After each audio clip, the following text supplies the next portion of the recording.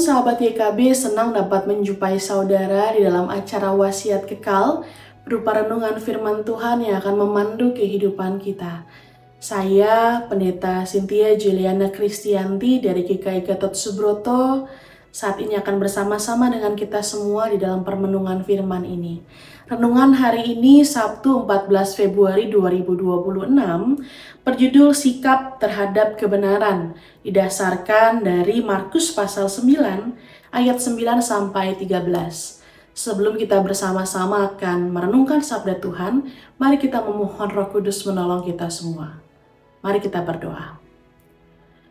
Tuhan yang sungguh baik, pada saat ini kami mengucap syukur atas segala anugerah-Mu dalam hidup kami.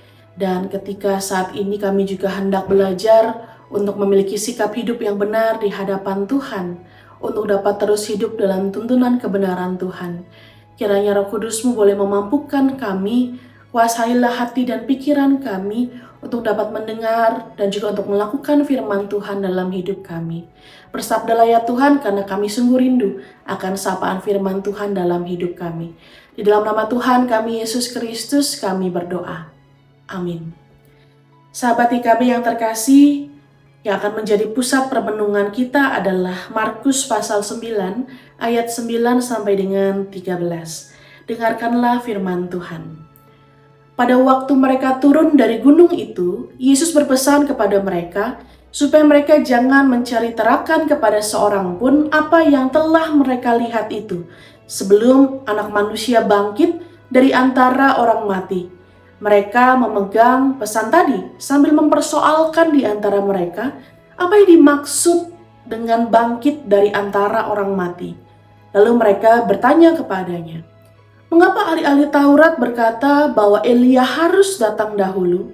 Jawab Yesus, "Memang Elia akan datang dahulu dan memulihkan segala sesuatu. Hanya, bagaimanakah dengan ada yang tertulis mengenai Anak Manusia, bahwa ia akan banyak menderita dan akan dihinakan.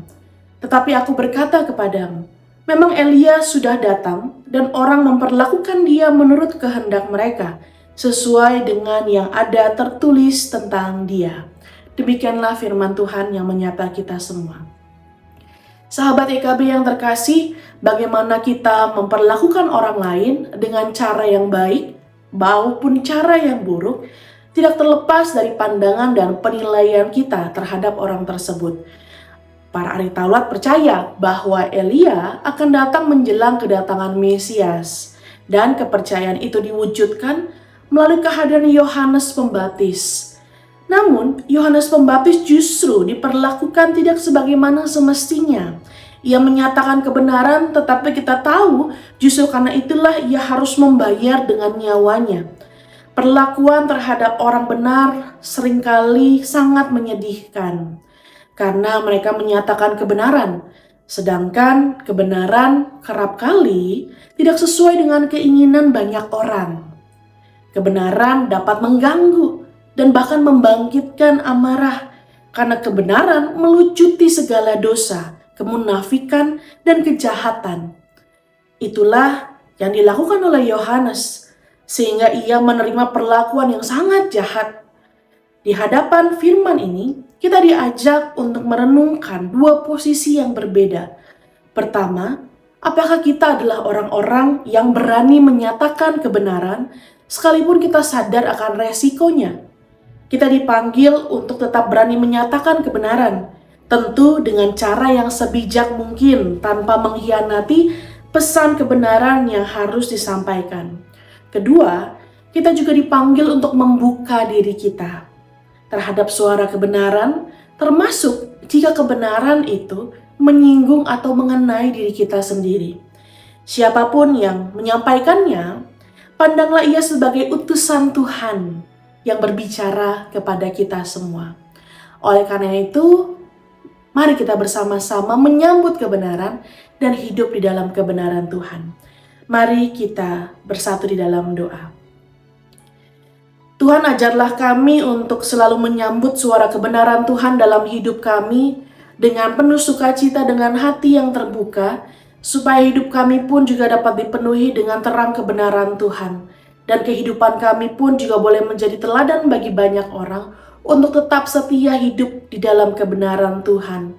Karena kami tahu, meskipun menyuarakan kebenaran selalu memiliki resiko dalam kehidupan kami, tetapi jika itu yang menjadi bagian kami sebagai bentuk bakti kami di hadapan Tuhan, biarlah kami melakukan itu dengan setia, dan hidup kami pun menjadi hidup yang benar di hadapan Tuhan. Kami percaya tengah-tengah kelemahan kami, Tuhan yang akan menolong dan memampukan.